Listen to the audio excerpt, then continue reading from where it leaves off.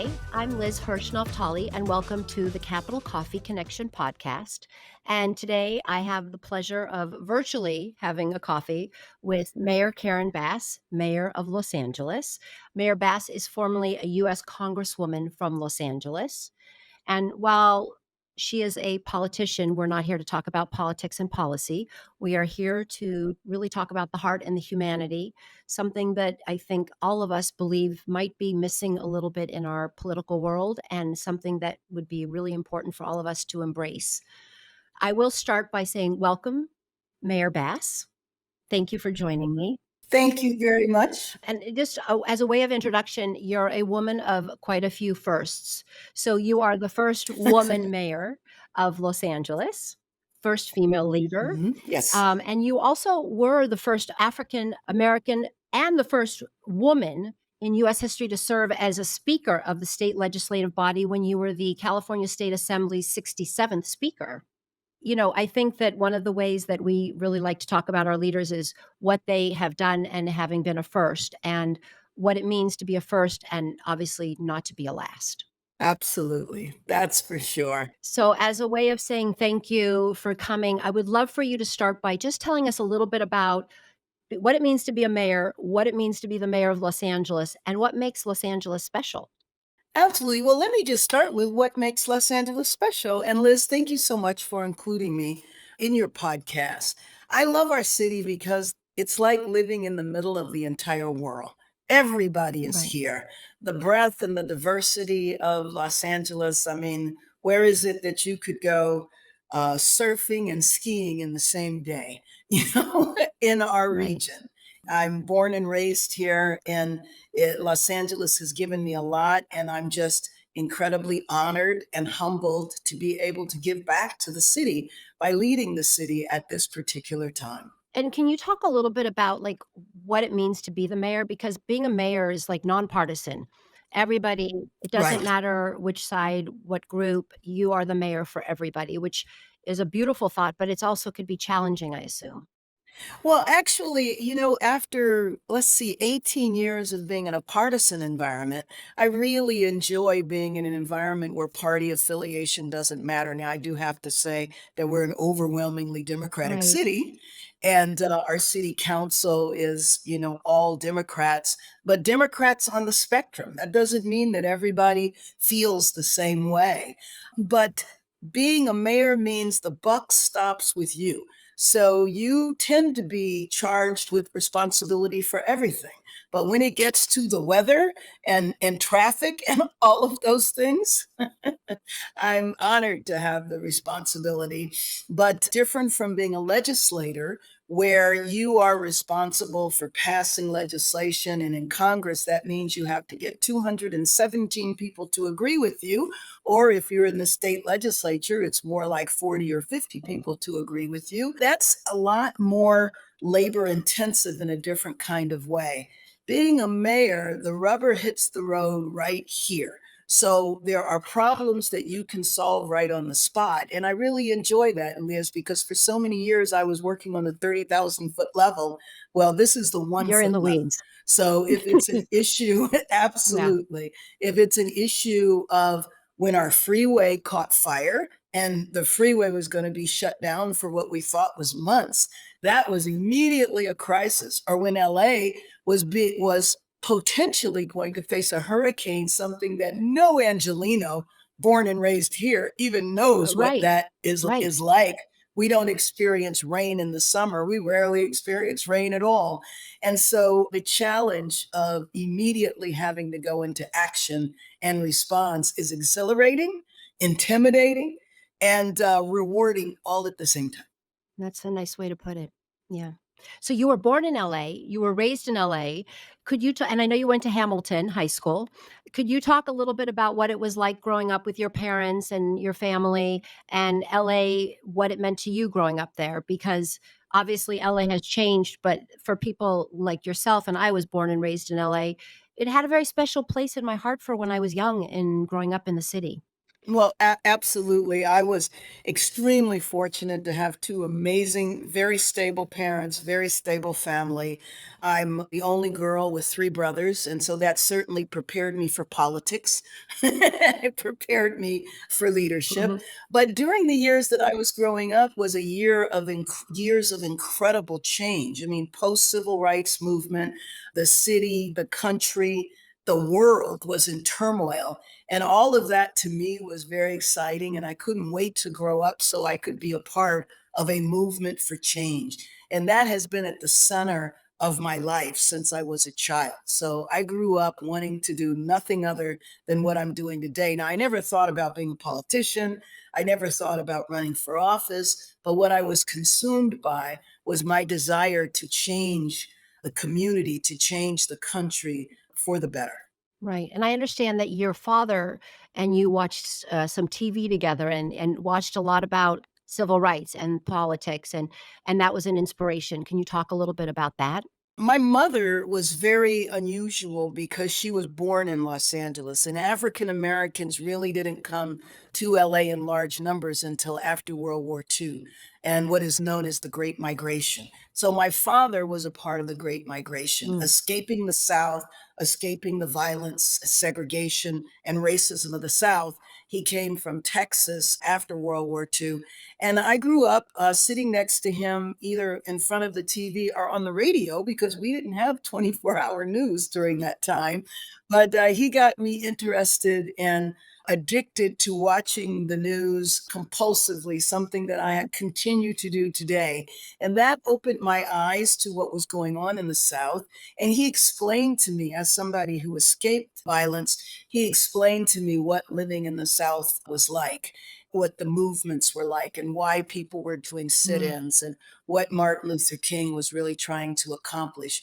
So I grew up watching that. But then Hamilton High School and also the West LA community, the Pico, Fairfax, Pico, La Cienega area, which is and was a predominantly Jewish Right. area, was also one of the centers of progressive activism. So talk a little bit about that because you were a young Black woman, teenager, and you went to Hamilton, and I assume that many of the students were Jewish. Like Okay, so talk 80%. about that, And Hamilton was a Jewish high school, and I went to Hancock Park which were Elementary both School, public where I schools, was to be the clear, both only public schools, but yeah. both public schools, yes. Hancock Park, I was the only non-Jewish person in my class, so I learned of Yom Kippur when I showed up to school and nobody was there in my Okay, class well, but yeah, that me. would have been a hard reveal, exactly. But it was a community that was inclusive? Was it a community of because you were if you were all involved in things of, like, civil rights and how did that feel? Well, it was not quite all inclusive, Yeah, but I will tell you that there were a lot of parents who were activists. And so, frankly, I learned how to conduct a meeting and write my first wow, flyer from yeah. parents who were activists. There was the Workman Center on La Cienega near Pico. And so there were, for the parents who were inclusive, they tended to be activist oriented. They were anti Vietnam War. They were involved in the peace movement. The civil rights movement was kind of winding up and transitioning into another phase when I was growing up. And did you have a teacher or somebody that was a mentor when you were young? The teachers that I had at Hamilton were very much activists. They were mentors, and that was extremely positive, but it had a negative side too, because they were very helpful in terms of helping me to understand the problems and the contradictions in our country, but they weren't very solution oriented. Mm, And that was very confusing for an adolescent. yeah, that makes sense. And then when you went to school, higher education, you studied social work and you studied you that was your passion, which was to help people. Actually, my passion was to help people, but I didn't study social work until I was in Congress. So my education was in healthcare. First, I trained as a nurse, and then I trained as a physician assistant. So I was interested in helping people immediately, but my true love was in systemic change and international Right. change. And so my day job was helping people immediately, but it never occurred to me, Liz, that I could make a living off of systemic change. So that's what I did after work and on the weekends. I focused on macro level change. How do we change US foreign Yeah. policy? How do we change domestic policy? How do we deal with the problems that communities were having with police? Police abuse was a real issue. LAPD at the time was very, very, very, very conservative. So, having said that, I also know that a passion for you has been young people, and you've done a lot with foster care. And I also know that in your personal life, one of the things as mayor you've talked about that, I think it was at your State of the Union, you mentioned that your newest grandchild was sleeping in the room, and your family was there, and you're smiling. But I know that you also had the loss of your daughter and her husband, and that has a huge effect. But I also understand that you have these 4 children, and you do have a beautiful family. Is it fair to ask you to talk a little bit about that? Just so I think that people can understand. You're smiling and you're this amazing, powerful woman, but you've had some struggles. It has not been easy. No, no, no, no. It has not been easy. In terms of my family, though, when my husband and I divorced and he remarried and had 3 children, we raised our children Mhm. together. And so it wasn't a step, it wasn't a half, they were all Right. siblings. And so my stepchildren, technically, I have been in their life since the day they were born. They're all now in their 30s. And so my stepdaughter lives with me along with my 3 Oh, grandsons 3. Sorry, I thought, now. okay. Well, it's 2, but then 1 was just Right, okay. born, 7 weeks Right. ago. So you have a busy So, house. he's the newest, addition, but, yes, I lost my daughter and my son-in-law, and, when you have something that happens like that overnight, one day you're talking to them, and it's the last time you will ever talk to them, it's Yeah. life-changing. It definitely is life-changing. I will tell you that, some of the joy of life kind of goes away, but you learn how to, manage and function because you have no choice. Yeah. Well, thank you for sharing that.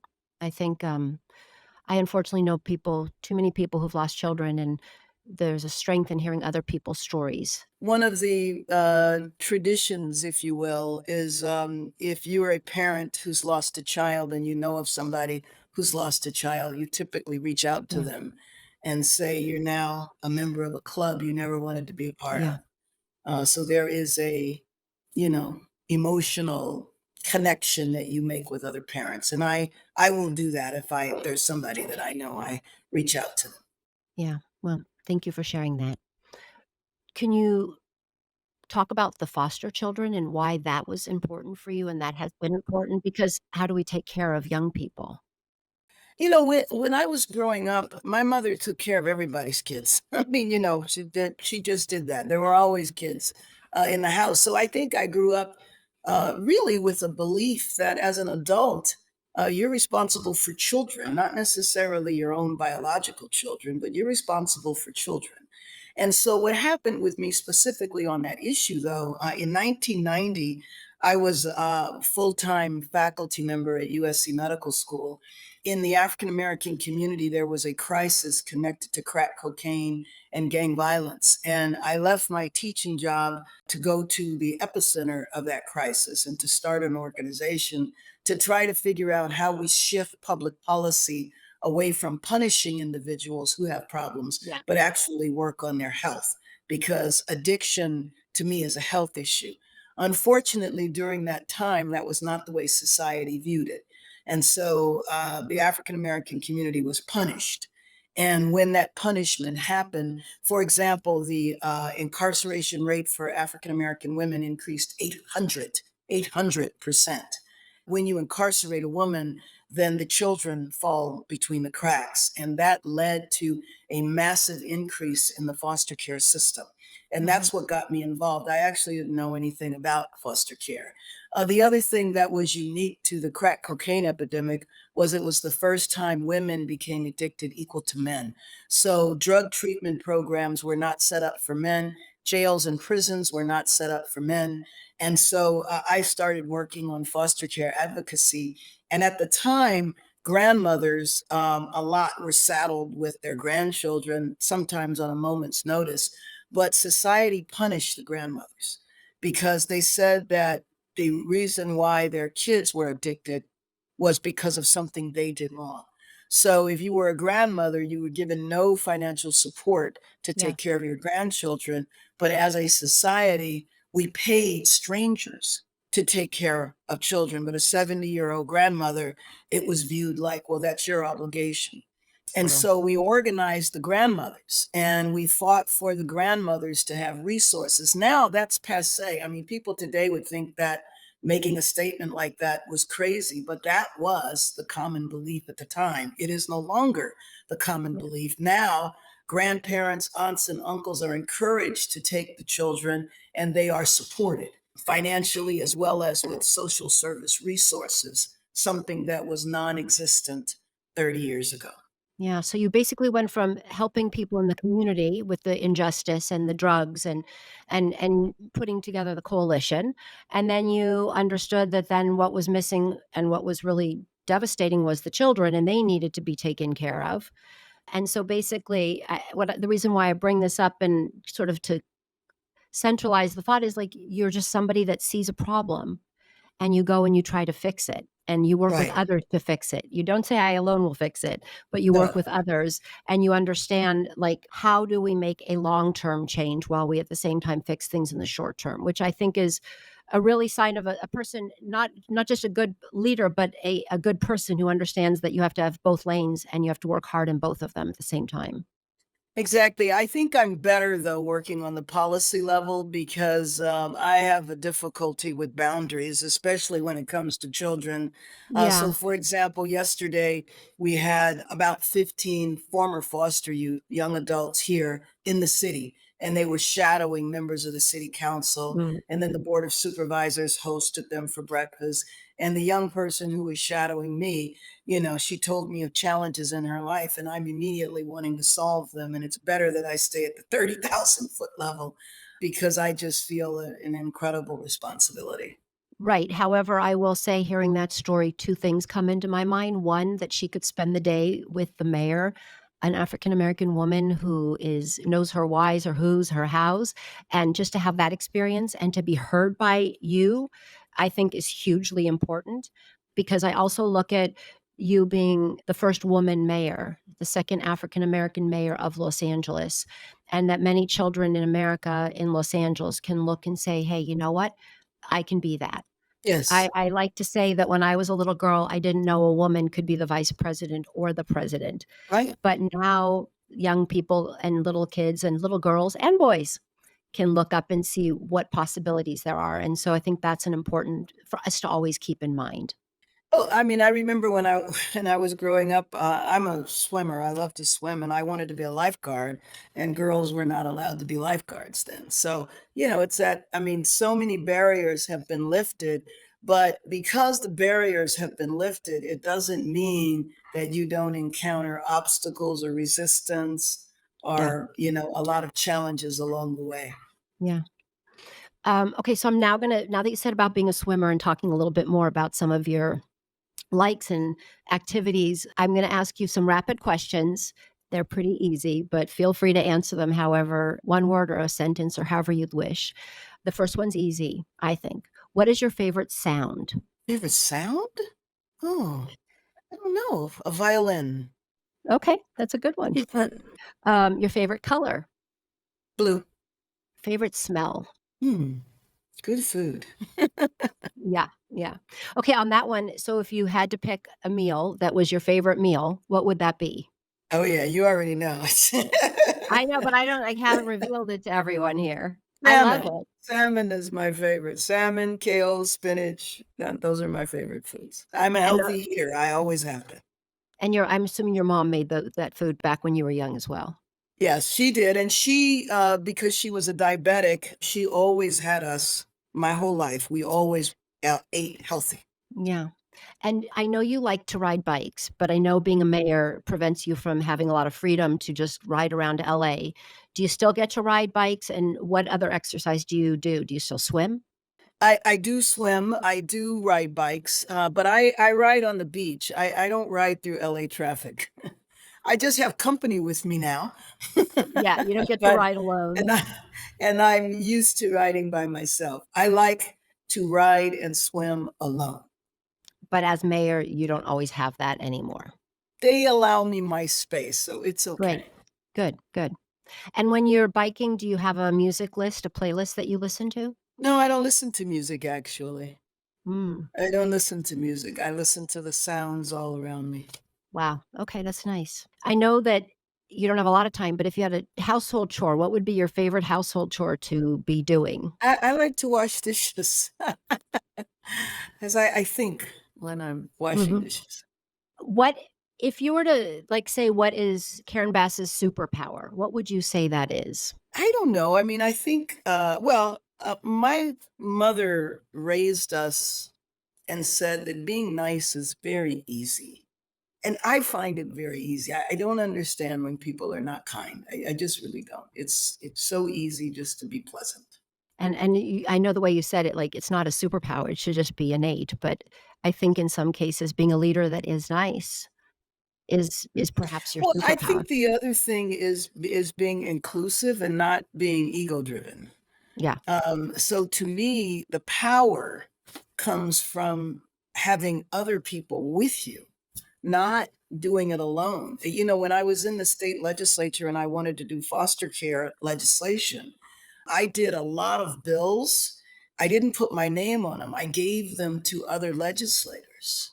And I had mine, but I wanted everybody to do bills. So we had about 25 members of the legislature who all had bills on foster yeah, care. yeah, And that meant we could get an awful lot done. So it's never about what I could do myself. It's just like right now. I mean, historically, the mayor's office has always been in opposition to the council. To me, that doesn't make any sense. Instead of viewing it 1 versus 15, I view it as 16. And yeah, instead of viewing it as the mayor versus the board of supervisors, I work with them. right. Well, I also know that when you were in the state legislature, you also worked with the then Governor Schwarzenegger. Well, I I mean, absolutely worked with him, and when I was in Congress, I worked with Kevin McCarthy, and Kevin McCarthy and I are friends. yeah, which is sign to me of where we should always be, which is working with people that are different opinions, different ideas, but that will strengthen us by working together. So maybe that's also part of your superpower. Well, my motto is I keep my eyes on the prize, Yeah, and that is my objective, yeah, not trampling on people to be, the first, but just trying to get something done. yeah. No, I think it's really special. So let's say you didn't have to work one day or for a weekend, or you could go away. Where would be a dream place to travel that isn't as mayor, but as Karen Bass? To the Caribbean, the beach, the ocean. I love the ocean. I don't like to swim in the ocean at all, but I love the ocean. And I think the Caribbean's a little warmer than the oceans off of Santa Monica and Malibu. Yeah, absolutely. The other place, I would go any number of African countries. I spent, when I was in Congress, working on Africa was one of the main things I did, and I miss that. I miss going to Africa. I would go to Africa all the time in Congress. But as a mayor, do you travel to places that No, I don't think, we have an emergency here, which is why I ran because of the homeless situation. And so I went to Paris. I'm going to go to Paris 3 more times because of the Olympics, because of my right, responsibility for the Olympics. But no, I will not spend a lot of time. I could. I'm invited all the time. I just don't right. think it's appropriate. So that's 2 points. So the Olympics will be in Los Angeles in 2028. 2028. And, I appreciate what you said about the unhoused, the homeless, that is your priority. And I Right. think that that is something that I know is been many years in the making. And and it's not a political question, it's not a partisan, Mhm. but what gets you up in the morning and even after a day that's really rough on on what you're trying to accomplish? What gets you up in the morning that says, okay, I'm going to start again, or I'm going to build on it? As long as in the nation's second largest city, one of the wealthiest cities in the world, there are people sleeping on the street, Yeah. it gets me up every morning. Yeah. And the sad thing is that there's been a generation of young people who've grown up, and this is the only thing they've ever seen. So they think it's normal. And those of us Yeah. that have lived a little longer know that this was not the case. Well, my last question, which it piggybacks on a lot of what we've talked about, which is what does joy mean to you? What brings you joy? And what does, if you have joy, how do you share that joy with others?